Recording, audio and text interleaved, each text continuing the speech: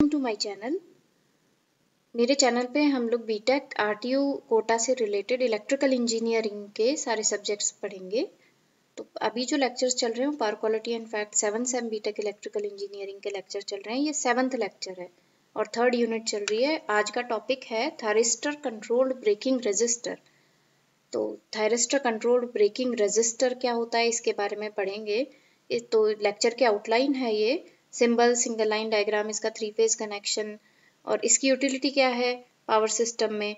Power system में अगर fault होती है तो हम इसे लगाते हैं, तो विद और विदाउट टीसीबीआर हम उसका कंपैरिजन करेंगे कि क्या फ़र्क पड़ता है और high frequency low frequency transients को कैसे डैम्प करता है। उसके अलावा 2 ऑपरेशंस मैंने पिछले लेक्चर्स में भी बताए थे, कंट्रोल्ड ऑपरेशन और स्विच्ड ऑपरेशन। जब हम थायरिस्टर ऑपरेशन की बात करते हैं रिलेटेड टू फैक्ट्स डिवाइसेस, तो यहाँ पर भी ये 2 ऑपरेशन होंगे। तो जब कंट्रोल्ड ऑपरेशन है तो टीसीबीआर है, अगर स्विच्ड ऑपरेशन है तो उसे हम टीएसबीआर कहेंगे। और फिर एक समरी देखेंगे। तो टीसीबीआर का एक सिंबल अगर देखें तो हाई वोल्टेज बस से कनेक्ट होता है, लो वोल्टेज बस से कनेक्ट होता है और हाई वोल्टेज बस से जो कनेक्ट होता है ये एक ट्रांसफार्मर के थ्रू कनेक्ट होता है।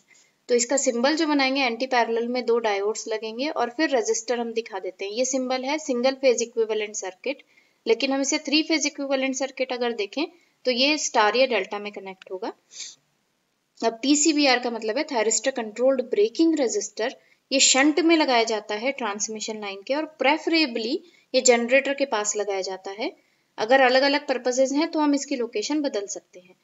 तो इसमें कंडक्शन हम कैसे कंट्रोल करते हैं रजिस्टर के through, by means of firing control, firing angle control of SCR, जो यहाँ पर कन्वेंशनल एससीआर लगे हैं उनके थ्रू। तो ये स्टेबलाइजेशन, ये काम क्या आता है पावर सिस्टम के स्टेबलाइजेशन के लिए। और जब फॉल्ट हो रही है, कोई डिस्टर्बेंस है, ट्रांजिएंट्स हैं, उस टाइम पे जो एकदम से जनरेटर का एक्सीलरेशन हो जाता है उसको कम करता है ये। तो इसके 2 ऑपरेशन हो सकते हैं, स्विच्ड और कंट्रोल। जैसा कि मैंने बताया, स्विच्ड का मतलब है कि हम थायरिस्टर्स को सिर्फ स्विच ऑन स्विच ऑफ करेंगे, जो कि स्टेट्स 1 और 0 को डिफाइन करते हैं। यानी हम इसमें पूरा पावर जाने दे रहे हैं इसके थ्रू, हम ये कंट्रोल नहीं कर रहे कि कितनी देर तक इसका कंडक्शन रहेगा, ये पूरे टाइम कंडक्ट करता है। अगर कंट्रोल्ड है तो हम अल्फा फायरिंग एंगल को कंट्रोल करते हैं और उसके मीन्स से हम कंडक्शन एंगल सिग्मा को कंट्रोल करते हैं। तो इसमें एक turn on control circuit design होगा जो कि गेट फायरिंग पल्सेस के थ्रू हम देते हैं, यानी फायरिंग पल्स सर्किट, और एक कम्यूटेशन सर्किट डिजाइन होगा क्योंकि ये कन्वेंशनल थायरिस्टर्स हैं। तो कन्वेंशनल थायरिस्टर्स में गेट टर्न ऑफ कैपेबिलिटी नहीं होती, जैसा कि हमने एक स्विच ऑपरेशन वाले लेक्चर में देखा था। तो अगर हम इसका सिंगल लाइन डायग्राम देखें तो जनरेटर से लाइन के थ्रू कनेक्टेड है टीसीबीआर बीच में और ये इनफाइनाइट बस का सिंबल होता है। तो टीसीबीआर को हम 3 फेज ट्रांसफार्मर से कनेक्ट करते हैं। हाई वोल्टेज बस से जो कनेक्ट होता है 3 फेज ट्रांसफार्मर के थ्रू कनेक्ट होता है। ये बेसिकली ये एक लो वोल्टेज बस पे कनेक्ट होता है ताकि पावर सिस्टम की इकोनॉमिक्स हम मेंटेन कर सकें और ज़्यादा महंगा ना पड़े हमें। अगर 3 फेज कनेक्शन देखें तो या तो ये स्टार में कनेक्ट हो सकता है इस तरीके से, या ये डेल्टा में कनेक्ट हो सकता है। अगर अब हम देखें कि टीसीबीआर है क्या, तो टीसीबीआर में हम सिर्फ रेजिस्टर्स लगा रहे हैं और उन रेजिस्टर्स में कंट्रोल कर रहे हैं कंडक्शन को बाय मींस ऑफ थायरिस्टर्स। तो हर थायरिस्टर को हम ऑन या ऑफ करेंगे half cycle by half cycle, या क्योंकि हर थायरिस्टर एंटी पैरेलल में 2 थायरिस्टर लगे हैं। एक थायरिस्टर एक हाफ साइकिल में काम करेगा पॉजिटिव हाफ साइकिल में, अगर तो वो नेगेटिव में काम नहीं कर सकता, नेगेटिव हाफ साइकिल में दूसरा थायरिस्टर काम करेगा।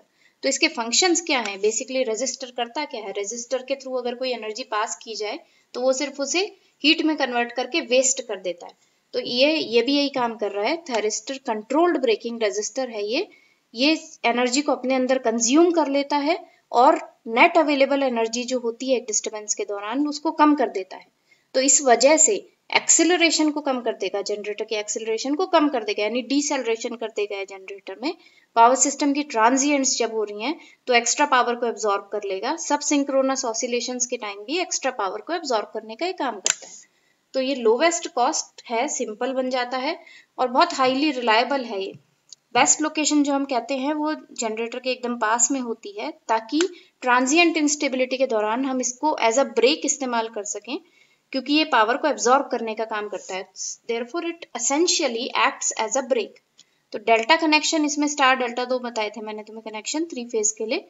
डेल्टा ज्यादा कन्वीनियंट है क्योंकि ग्राउंड पाथ इसमें नहीं चाहिए और ये डायनामिक ब्रेक इसलिए कहलाता है क्योंकि हम इसमें फायरिंग एंगल कंट्रोल करके कंडक्शन वेरी कर रहे हैं और उस हिसाब से हमें जितनी देर के लिए चाहिए उतनी देर के लिए इसको अप्लाई कर रहे हैं। इसका मतलब ये ब्रेकिंग पर्पस के लिए तो काम आ रहा है, पर for a different time each time.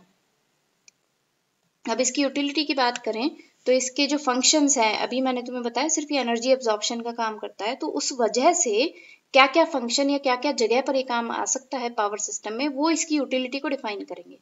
तो इसके यूटिलिटी क्या हो सकती है, ट्रांजिएंट इंस्टेबिलिटी जब है, एकदम से जो ट्रांजिएंट्स आ जाते हैं, मैग्नेटाइजिंग इनरश करंट्स, या फिर किसी लोड को स्विच ऑन स्विच ऑफ करना, किसी जनरेटर को स्विच ऑन स्विच ऑफ करना एटसेट्रा, तो उस ट्रांजिएंट इंस्टेबिलिटी की जो फर्स्ट स्विंग आती है वो ज्यादा डेंजरस होती है, उसके बाद तो बहुत कम हो जाती हैं पीक वैल्यूज।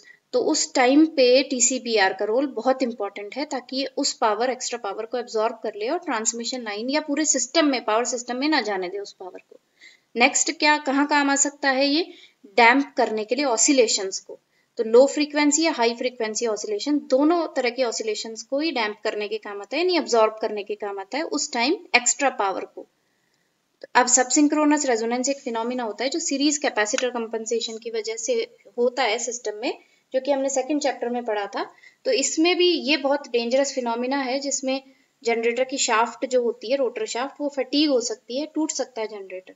तो हमें ये डैम्प करना बहुत जरूरी है और इस टाइम पे टीसीबीआर बहुत बहुत बहुत यूजफुल है। इसके अलावा कोई और टॉर्क्स अगर आ रहे हैं, शाफ्ट टॉर्क्स सब सिंक्रोनस, मतलब जो ऑपरेटिंग फ्रीक्वेंसी है 50 हर्ट्ज, उस ऑपरेटिंग फ्रीक्वेंसी से कम फ्रीक्वेंसी पर जो टॉर्क्स आ रहे हैं उन्हें सब सिंक्रोनस शाफ्ट टॉर्क्स कहेंगे। तो अगर ये उनको डैम्प कर देता है तो फटाफट रिक्लोज हो जाती हैं लाइंस और फॉल्ट क्लियर हो जाती है। इसी तरीके से अगर टरबाइन जनरेटर हम कनेक्ट कर रहे हैं, सिंक्रोनाइज कर रहे हैं 2-3 जनरेटर्स एक साथ, और कोई फॉल्ट हो रही है उस टाइम पे, तो उस टाइम पे अगर टीसीबीआर को लगा देते हैं तो वो एक्स्ट्रा पावर एब्जॉर्ब हो जाता है। अब हम ये देखेंगे कि अगर टीसीबीआर नहीं लगा हुआ है सिस्टम में तो पावर एंगल कर्व कैसा होता है।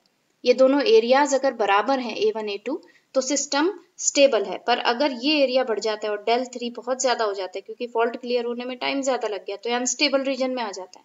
तो इस वजह से अगर A1 A2 अनइक्वल रहते हैं तो सिस्टम अनस्टेबल रहता है। इक्वल एरिया क्राइटेरिया है, ये आप लोगों ने पहले पढ़ लिया होगा। पावर एंगल कर्व में ये जो 3 टर्म्स है P1 P2 P3, ये मैं यहाँ पर मैंने डिफाइन किए हुए हैं। P1 वो वाला कर्व है जब फॉल्ट नहीं हुई है, P2 वो वाला कर्व है जब फॉल्ट हो गई, ये वाला कर्व। फॉल्ट क्लियर होने के बाद जो पावर रिस्टोर होता है वो P1 से नहीं होता, वो P2 से होता है, क्योंकि ऑल्टरनेट पाथ से पावर को रिस्टोर किया जाता है। तो उस समय जो इम्पिडेंस होती है और डेल की वैल्यू होती है वो वेरी हो जाती है, इसलिए सेम कर्व फॉलो नहीं करता है पावर सिस्टम। तो अब अगर टीसीबीआर नहीं लगाया गया इस टाइम पे सिस्टम में तो हो क्या रहा है, फॉल्ट हो रही है। फॉल्ट होने के बाद पावर कहाँ पहुंच गया, P2 पे। ये P2 की वजह से PM, मैकेनिकल पावर तो पहले जितना ही है, PM माइनस P2 कम हो गया ना, P1 ज्यादा था, PM तो उतना ही है। अब P2 कम हो गया तो PM माइनस P2 तो एक्स्ट्रा पावर हो गया, इससे जनरेटर एक्सेलरेट हो जाएगा, स्पीड बढ़ जाएगी, डेल की वैल्यू बढ़ जाएगी, डेल 2 तक चली जाएगी। जैसे ही फॉल्ट क्लियर होती है, अब फॉल्ट क्लियर हो गई तो पावर जो ऑल्टरनेट पाथ से रिस्टोर हो रहा है वो सेम कर्व ट्रेस नहीं करेगा।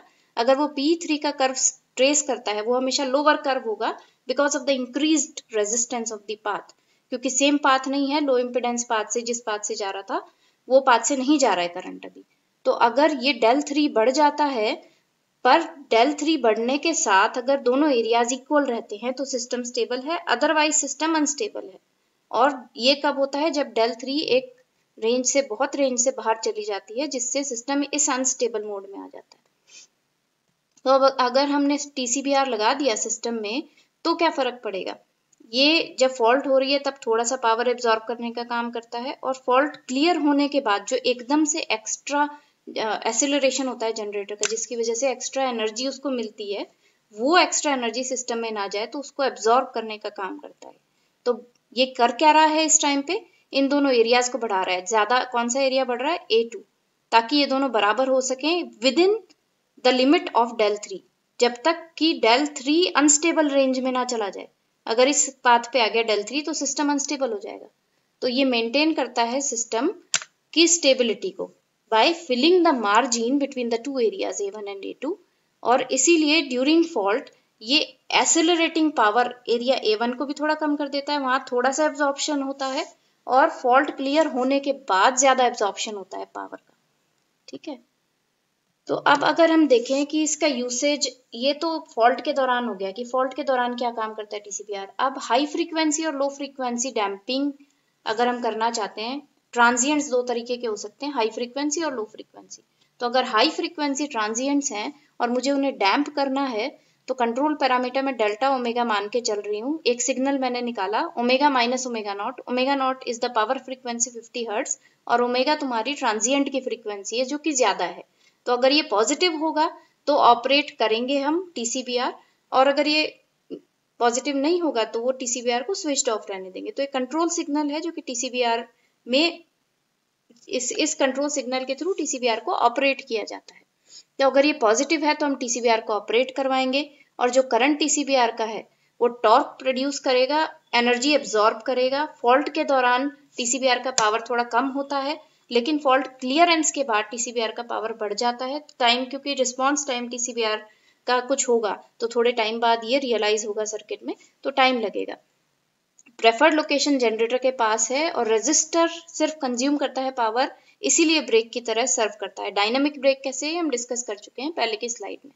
तो अब अगर लो फ्रीक्वेंसी ट्रांजिएंट की बात करें तो अब यहाँ पर एक चीज ध्यान रखना, डेल्टा ओमेगा, ये जो है ओमेगा नॉट माइनस ओमेगा अगर लेते हो तुम, तब तो अगर ये सिग्नल पॉजिटिव है, ओमेगा नॉट 50 हर्ट्ज है और तुम्हारी लो फ्रीक्वेंसी यानी 50 से कम है, तो अगर ये पॉजिटिव है तो ऑपरेट करवाएंगे हम। लेकिन अगर तुमने control parameter omega minus omega naught लिया है तो तब TCPR तब ऑपरेट करेगा जब तुम्हारा डेल्टा ओमेगा नेगेटिव होगा।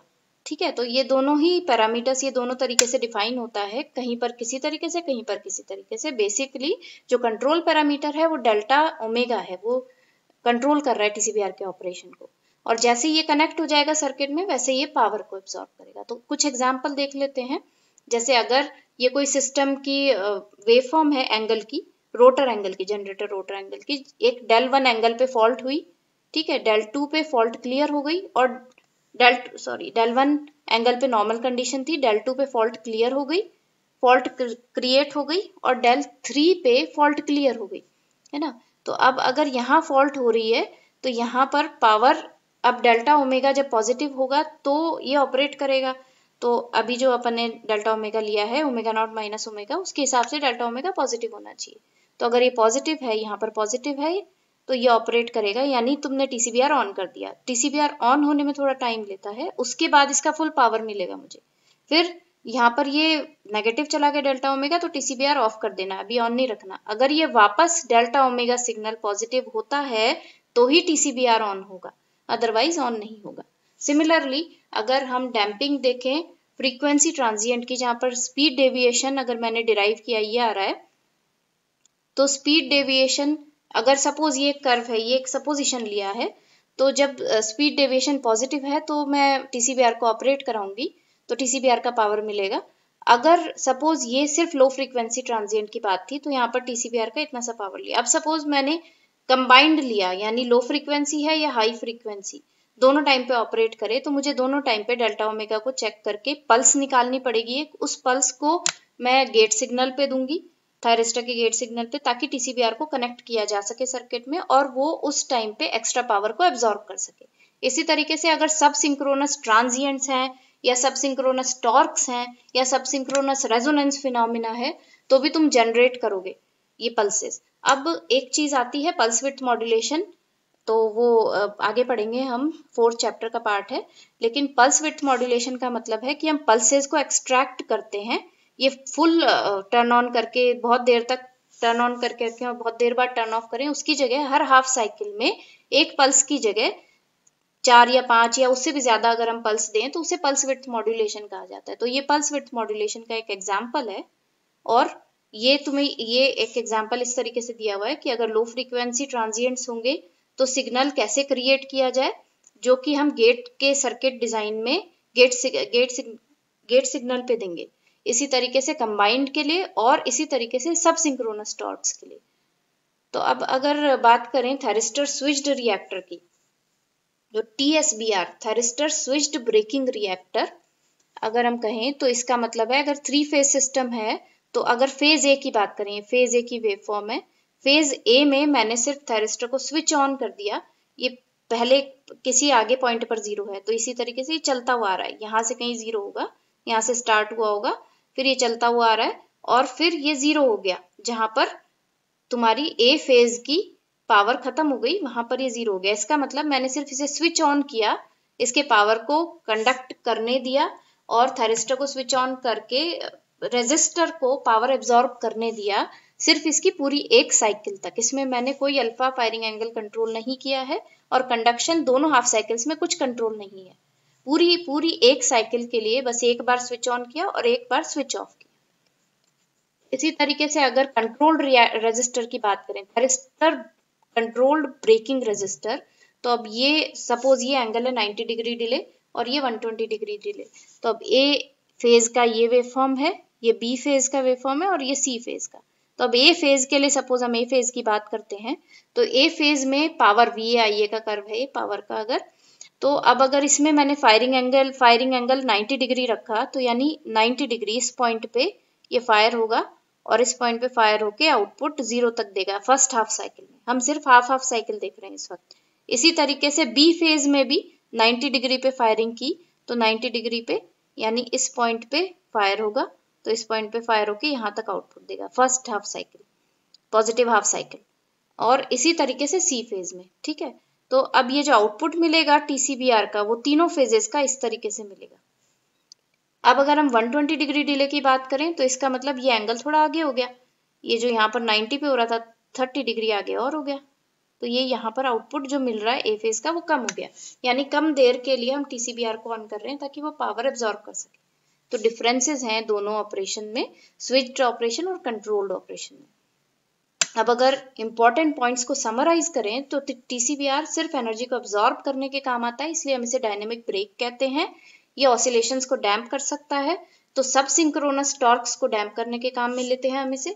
दो ऑपरेशन हो सकते हैं, स्विचिंग और कंट्रोलिंग, तो एज पर रिक्वायरमेंट हम इन्हें यूज करते हैं। स्विचिंग लॉसेस प्रेजेंट होते हैं इसमें, लेकिन इनकी ड्यूटी बहुत शॉर्ट टाइम के लिए होती है, कुछ एक ही सेकंड्स के लिए या कुछ एक मिनट्स के लिए, मैक्सिमम मिनट होगा, अदरवाइज सेकंड्स तक की इसकी ड्यूटी होती है। तो बहुत शॉर्ट टाइम ड्यूटी में इतने लॉसेस सिग्निफिकेंट नहीं माने जाते।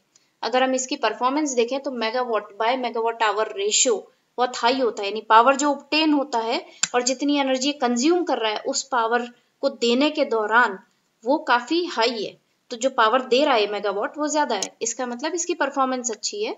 तो अब इसकी लोकेशन कहाँ कहाँ हो सकती है, या तो हम जनरेटर के पैरेलल में लगा सकते हैं, जनरेटर के बिल्कुल पास, और अगर जनरेटर के बिल्कुल पास लगा रहे हैं तो उसमें जो TCBR है उसकी rating 30 to 40% of generator rating के बराबर होनी चाहिए, ताकि फर्स्ट ट्रांजिएंट स्विंग को डैम्प कर सके। या फिर अगर कहीं बाहर थोड़ी दूरी पर लगा रहे हैं ट्रांसमिशन लाइन पे किसी और पर्पज के लिए, तो 5% होनी चाहिए जनरेटर की TCBR की रेटिंग जो है 5% जनरेटर रेटिंग के बराबर होनी चाहिए, और इसे हम 0.5 से 1 सेकेंड तक इस्तेमाल करेंगे हाई स्पीड रिक्लोजिंग के लिए, सिंक्रोनाइजिंग के लिए। तो अब फर्स्ट ट्रांजिएंट स्विंग को रिड्यूस करने के काम आता है, जो कि ज्यादातर कंट्रोलर्स नहीं कर सकते। तो इसके काफी फायदे हैं, और ये PQF सिलेबस पहली बार आया है स्कीम में, तो इसके कोई पुराने पेपर्स नहीं है, पर अगर TCBR में हम पढ़ें तो इसके important points equal area criteria है, और कैसे ये एनर्जी को एब्जॉर्ब करता है, डायनेमिक ब्रेक क्यों कहलाता है, और स्विच्ड और इसके कंट्रोल्ड ऑपरेशन कैसे डिफरेंट है with respect to the firing angle, ये इंपॉर्टेंट है। तो वो मैंने अभी के लेक्चर में बता दिया है, नेक्स्ट लेक्चर में हम नेक्स्ट टॉपिक पे स्टडी करेंगे। Thank you.